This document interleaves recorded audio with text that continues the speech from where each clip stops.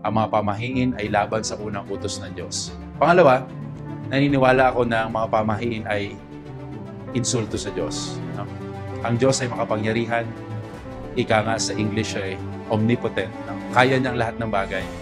Pero ibang tao ay pinagkakatiwala ang sarili sa iba't ibang uri ng mga okultismo o higit sa lahat yung mga kapangyarihan nga na hindi maka-Diyos. At kapag ang kapangyarihan ay hindi sa Diyos, alam na natin na ito ay sa kalaban ng Diyos. Maganda ituon lang natin ang ating atensyon sa Diyos.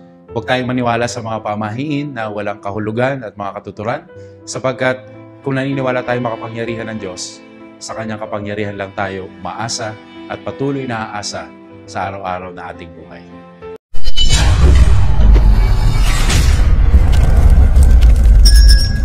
Una sa lahat, yung mga pamahiin, ayon sa ating katisismo ng Simbahang Katolika, ito ay laban sa unang utos ng Diyos. No?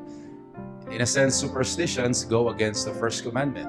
Sapagkat ang sinasabi ng pamahiin, kailangan mong gawin ito para hindi mangyari ito o para mangyari ang isang bagay. Kumbaga, kailangan mong maniwala sa isang bagay na hindi maka-Diyos. Nang sa gayon ay mangyari ang isang bagay na minimithi mo. No? So clearly, it is entrusting oneself to any power that is not of God. No? Mga kapangyarihan na hindi sa Diyos. No? Para baga sinasabi rin natin na, o sige Lord, ako'y naniniwala na makapangyarihan ka, pero kailangan ko ng backup. Kasi baka hindi mo kaya lahat eh. Pangalawa, mabagal ka sumagot. No? Yan ang iniisip din ng mga Pilipino. Okay? Kaya, yun ang una dapat nating makita at maintindihan. Ang mga pamahiin ay laban sa unang utos ng Diyos. Pangalawa, naniniwala ako na ang mga pamahiin ay insulto sa Diyos. No? Ang Diyos ay makapangyarihan, ika nga sa English ay omnipotent. No? Kaya niyang lahat ng bagay.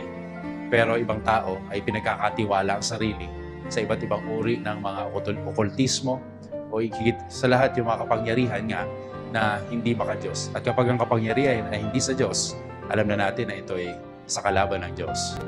Kaya, pag dumarating din ang Kwaresma, mahal na araw, marami rin mga tao, may mga pamahiin, no?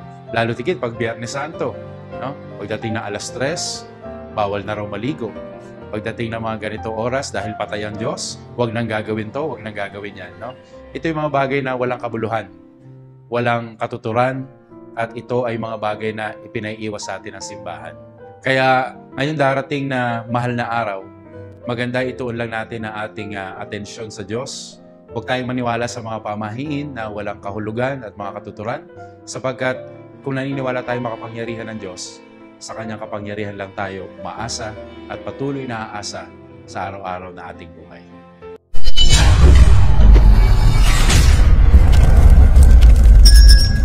Kapatid, kindly follow the Facebook page and YouTube channel Mr. 721 Catholic po. Marami tayong matutunan na mga magandang bagay. God bless. Magandang araw mga kapatid. Ako po si Earl Mula. Sakristan po ako ni Father Darwin. Ini-invite ko po kayo na mag-follow and subscribe sa YouTube channel ni Mr. 721 Catholic. God bless po.